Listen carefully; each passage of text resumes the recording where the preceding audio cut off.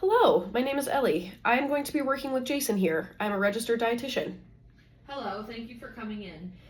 Jason's oxygen level has been improving since he was born. The nurses had to give him some additional oxygen, but he is breathing better now.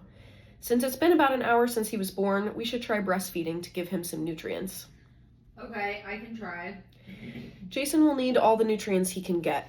Breast milk supplies many vitamins like iron, copper, calcium, iodine, thiamine, etc., along with important macronutrients like protein and lipids. Within the next 24 hours since Jason's birth, he should be fed around 8 times or every 3 hours. He should be getting a certain amount of fluids per day, around 20 mils per kilogram per day extra with each passing day.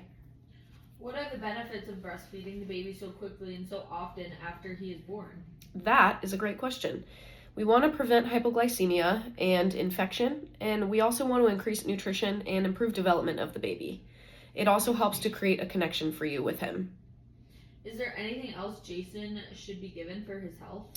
Yes, Jason will be given some vitamin K. This is to prevent any blood clotting. Babies aren't born with enough of the vitamins, so it is given after birth. The other thing is that with your consent, Jason can get his first dose of the hepatitis B vaccination. Okay, I understand. What is the feeding going to be like moving forward after today when I take him home? I can definitely walk you through that. Every day after this, we want to increase his fluid intake by 20 mils per kilogram per day. So, for example, today we are starting with 80, then tomorrow go up to 100, then day 3 go up to 120, and so forth. We want to prevent any abnormal weight loss. Some weight loss can occur, but we want to prevent any more than a 10% drop of his total body. This can sometimes be due to poor attachment, infrequent feeding patterns, less milk production, etc. Weight gain should start to occur on day 3 to 5, and skin-to-skin contact is also encouraged to help keep that connection between you and Jason during breastfeeding as well. Breast milk will give him all the nutrients he needs for the next 6 months.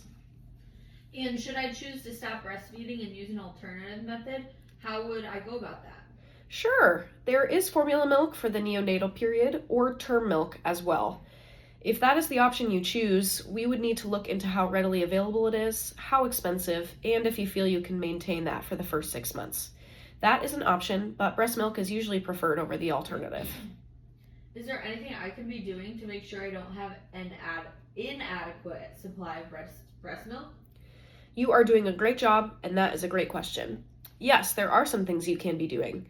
You should be making sure you're properly hydrated, at least 3 liters of water a day, and that you are eating 2,500 calories a day.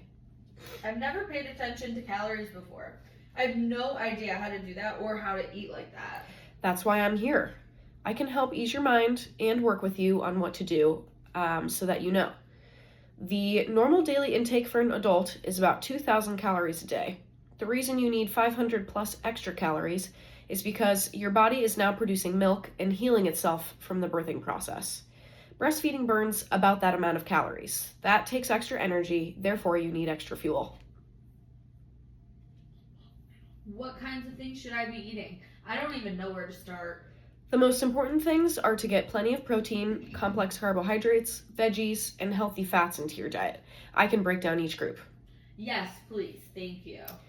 So for protein, it is suggested around 1.7 to 1.9 kilograms per kilogram per day of protein. So for example, if someone weighs 150 pounds, then the protein intake should be somewhere around 100 grams to 115 grams of protein every day. That means you are trying to eat 30 to 50 grams of protein per meal. This can be through any form of protein as well, plant or animal.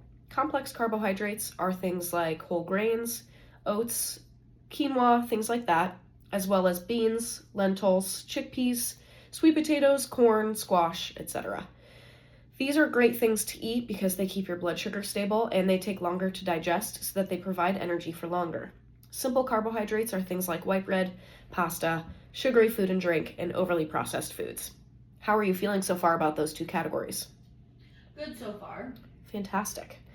Healthy fats come from a few different forms, but they are primarily from things like fatty fish, think salmon, nuts, avocados, seeds, and oils.